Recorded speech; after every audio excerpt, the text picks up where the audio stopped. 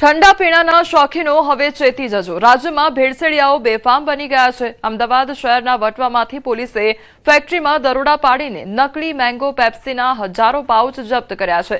જે પેપ્સી તમને ગરમીથી રાહત આપે છે એ પેપ્સી તમારું સ્વાસ્થ્ય બગાડી પણ શકે છે। વટવામાંથી ખાનગી બ્રાન્ડના મેંગો પેપ્સી શરબતની ડુપ્લિકેટ પાઉચ બનાવતી ફેક્ટરી ઝડપાઈ છે। તો પોલીસે રેડ દરમિયાન લાજવાબ મેંગો પેપ્સી નામે બનાવવામાં આવતા ડુપ્લિકેટ પાઉચનો મોટો જથ્થો મળી આવ્યો હતો। પોલીસને અહીંથી કુલ 15,450 નકલી પાઉચ પણ મળી આવ્યા હતા। સ્થળ પરથી પાઉચ બનાવવાની 3 મશીનો, પાઉચની થેલીઓ અને પેકિંગ માટેના રોલ પણ કબજે કરવામાં આવ્યા છે। પોલીસે આ કાર્યવાહી દરમિયાન અંદાજે 2,16,000થી વધુનો મુદ્દામાલ જપ્ત કર્યો છે। તો આ સમગ્ર મામલે નવાપુરા વિસ્તારમાં રહેતા આરોપી મુમતાજ અહેમદ અંસારીની ધરપકડ કરી છે। આરોપી ગેરકાયદેસર રીતે ડુપ્લિકેટ પેપ્સી પાઉચ બનાવી વેચાણ કરતો હોવાનું તપાસમાં સામે આવ્યું છે।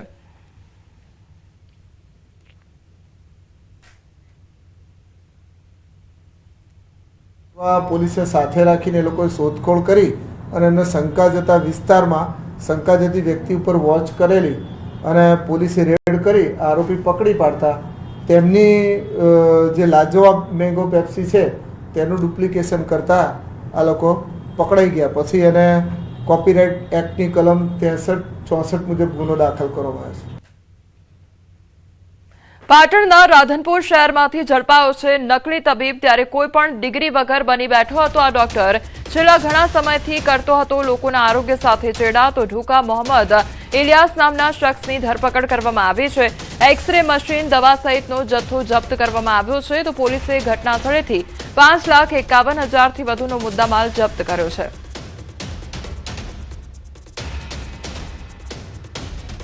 પાટણી દરવાજા નગર જે કોમ્પ્લેક્સમાં જે દવાખાનું ચલાવતો હતો એ ઇસમ ઢુક્કા ઇલિયાસ મોહમ્મદ વિરુદ્ધ કાયદેસરની કાર્યવાહી કરવામાં આવી છે। અને એસઓજીની ટીમે એ દવાખાનાનું ચેક કરતા ત્યાંથી જે ગેરકાયદેસર એક્સરે મશીન, ગેરકાયદેસર જે એલોપેથિક મેડિસિન રાખવામાં આવેલી હતી એને પણ સીઝ કરી છે। કુલ મુદ્દામાલની વાત કરીએ તો ટોટલ 5,51,136 રૂપિયાનો મુદ્દામાલ એસઓજીની ટીમે સીઝ કર્યો છે। અમદાવાદના નારોલમાં શ્વાને પાડોશી પર હુમલો કરી દીધો। તો ગ્રામ્ય ડિસ્ટ્રિક્ટ કોર્ટના સુપ્રિન્ટેન્ડન્ટ પર હુમલો કરવામાં આવ્યો છે। શ્વાનના માલિકે પણ સુપ્રિન્ટેન્ડન્ટને માર માર્યો। તો જર્મન શેફર્ડ શ્વાને અચાનક હુમલો કર્યો હતો। શ્વાન માલિકે ફરિયાદ ન કરવાની ધમકી આપી હતી। તો શ્વાન માલિક સામે પોલીસ ફરિયાદ પણ દાખલ કરવામાં આવી છે। નારોલ પોલીસે વિજય પારેખ સામે ગુનો નોંધ્યો છે। તો હિંસક બનેલા શ્વાનને એએમસી દ્વારા શેલ્ટર હોમ મોકલવામાં આવ્યો। સીએનસીડી વિભાગ દ્વારા કાર્યવાહી કરવામાં આવી છે। શ્વાનનું રજીસ્ટ્રેશન ન હોવાથી 2,000નો દંડ પણ ફટકારવામાં આવ્યો છે। ઈરાન ઇઝરાયલ યુદ્ધથી ગેસની સ્થિતિને અસર થઈ છે। ત્યારે ગાંધીનગરમાં ગુજરાતની સરકારી ગેસ કંપનીઓ સાથે બેઠક કરવામાં આવી। વિડીયો કોન્ફરન્સના માધ્યમથી બેઠકનું આયોજન કરવામાં આવ્યું। તો નાયબ મુખ્યમંત્રી હર્ષ સંઘવી બેઠકમાં જોડાયા હતા। એલએનજી, એલપીજીની સ્થિતિ પર સમીક્ષા બેઠક કરવામાં આવી છે।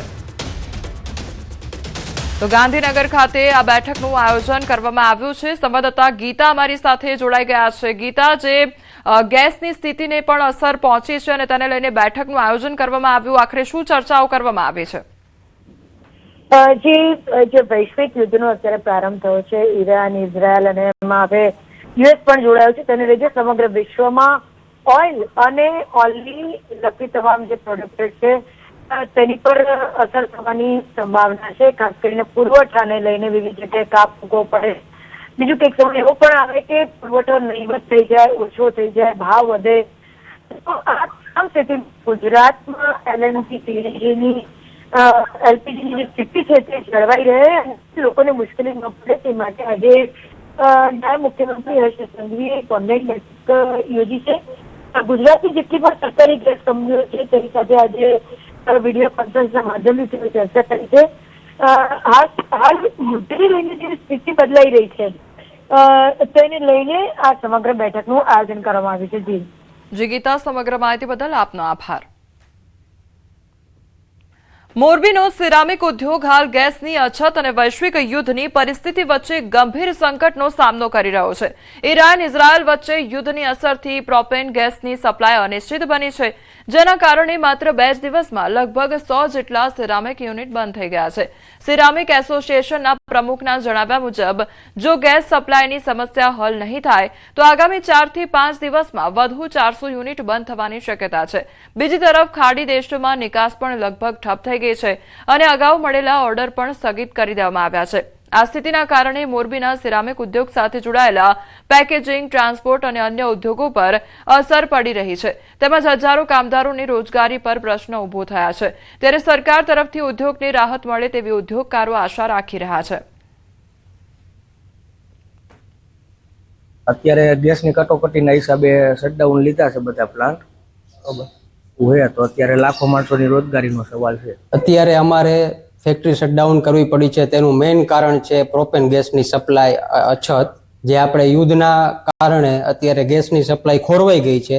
મહિનાનું અંદાજિત 4 થી 5 કરોડનું ટર્નઓવર છે, જે અત્યારે ફેક્ટરી બંધ કરવાના કારણે पूरा થઈ ગયું, जीरो થઈ ગયું છે અત્યારે. हम चाहेंगे यही कि मतलब जल्द से जल्द गैस चालू हो ताकि कारखाना चालू हो जाए, इसके वजह से आदमी को परेशानी न हो. अंदाजे 101 યુનિટ જે છે આજની તારીખમાં બંધ થઈ ગયા છે અને આવનારા દિવસોમાં જો પ્રોપેન સપ્લાયનું કોઈ પ્લાનિંગ નહીં થાય અને જો નવી કોઈ સપ્લાય નહીં મળે તો આવનારા દિવસોમાં વધીને 4 થી 5 દિવસમાં કે 8 દિવસની અંદર બીજા 400 યુનિટો બંધ થવાની સંભાવનાઓ છે. ગલ્ફ ખાડીમાં થઈને જે વેસલો જતા હતા એમાં પણ એક્સપોર્ટમાં અસર દેખાઈ રહી છે. સુરેન્દ્રનગર નગરપાલિકાને મહાનગરપાલિકાનો દરજ્જો મળ્યા બાદ લોકોની સુવિધામાં વધારો થવાના બદલે દુવિધામાં વધારો થયો હોય તેવી સ્થિતિ સર્જાઈ છે. મનપા વિસ્તારમાં રહેણાંક અને કોમર્શિયલ મળીને કુલ 1,28,000 જેટલી મિલકતો પર 120 કરોડથી વધુ વેરો બાકી હોવાનું સામે આવ્યું છે. જો કે મનપાના રેકોર્ડમાં અંદાજે 11,000થી વધુ મિલકતોની ડબલ એન્ટ્રી હોવાનું સામે આવતા એક જ મિલકત માટે 2 અથવા 3 વ્યક્તિના નામે અલગ અલગ ટેક્સ બિલ બની ગયા છે. કેટલાક સ્થળે મકાન તોડી દુકાનો બન્યા હોવા છતાં અગાઉ મકાન હતું તેના નામે રહેણાંક અને કોમર્શિયલ બંને પ્રકારના બિલ ફટકારાયા છે, જેના કારણે મિલકત ધારકોને ભારે હાલાકીનો સામનો કરવો પડી રહ્યો છે અને સમગ્ર મામલે મનપા દ્વારા સર્વે કરી યોગ્ય કાર્યવાહી કરવાની માંગ ઉઠી છે.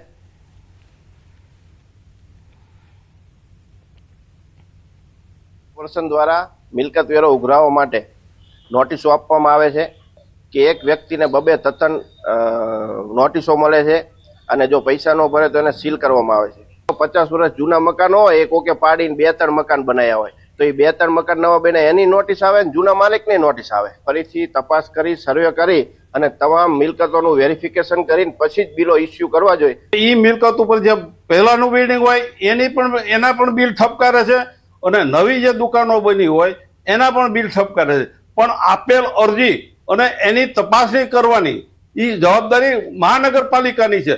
અંદાજે 1,88,000 તથા 28,000 કોમર્શિયલ બિલ્ડિંગ સહિત વેરો ઉઘરાવવાની કામગીરી ચાલુ છે. જે મિલકત ધારક છે જૂના અથવા નવા, એમનો આધાર તરીકે દસ્તાવેજની નકલ એ અમને અરજી આપશે અને જે બિલ ડબલ કે 3 આવ્યા હોય એ અમને આથી વાંધો અરજી આપશે એટલે અમે તરત સુધારી આપશું. ગરીબ અને મધ્યમ વર્ગના પરિવારો માટે આશીર્વાદ સમાન ગણાતી પ્રધાનમંત્રી જન આરોગ્ય યોજના હવે ભ્રષ્ટાચારી અધિકારીઓ અને ડોક્ટરો માટે જાણે એટીએમ બની ગઈ હોય તેવું ચિત્ર કેશોદ સિવિલ હોસ્પિટલમાંથી સામે આવ્યું છે. સરકાર જે યોજના પાછળ કરોડો રૂપિયાનું આંધણ કરી રહી છે તે યોજનાના નામે કેશોદમાં ગરીબ દર્દીઓના હકની રકમમાંથી હોસ્પિટલના ફર્નિચર વસાવવા અને સ્ટાફના ખિસ્સા ભરવાનું મસમોટું કૌભાંડ ચાલી રહ્યું હોવાનો પર્દાફાશ થયો છે. જૂનાગઢની નર્સિંગ કોલેજમાં અભ્યાસ કરતી અસ્મિતા ચૌહાણ નામની યુવતી માત્ર તાવ, શરદી, ઉધરસની દવા લેવા ગઈ અને તેના કાર્ડમાંથી રૂપિયા 1,800 કપાઈ ગયા હતા. કેવાયસી અપલોડ કરવાના બહાને હોસ્પિટલ સ્ટાફે તેનું પીએમજેવાય કાર્ડ મેળવ્યું અને બીજા જ દિવસે તેના ખાતામાંથી રૂપિયા 1,800 કપાઈ ગયાનો મેસેજ આવતા હોબાળો મચી ગયો હતો. ટ્રીટમેન્ટ લેવા જવાનું હતું ત્યારે 10, 10:30, 11 વાગે મારા મોબાઈલની અંદર મેસેજ આવે છે કે તમારા પીએમજી યોજના છે જે કાર્ડના અંતર્ગત એમાંથી તમારે 1,800 રૂપિયા કટ થવામાં આવ્યા છે, બરાબર. એટલે હું હોસ્પિટલ જઈને જ્યાં તે ઓલા કાર્ડ કરે છે રિસીવ એને મેં એમને વાત કરી, બરાબર, કે આ કાર્ડમાંથી 1,800 રૂપિયા જે કટ થયા છે એ કઈ બાબતના થયા છે, આ તો ગવર્મેન્ટ હોસ્પિટલ છે, બરાબર, કે આ કાર્ડમાંથી જે 1,800 રૂપિયા કટ થયા ને એ અહીંના વર્કર, બરાબર, એને પગાર રૂપિયા અમે આપીએ અથવા કોઈ સિવિલ હોસ્પિટલમાં નાની અમથી વસ્તુ ઘટે છે, ટેબલ ખુરશી, તો એના ફંડમાં અમે આપીએ છીએ. તો મેં કીધું કે સર એના માટે તો જો પીએમ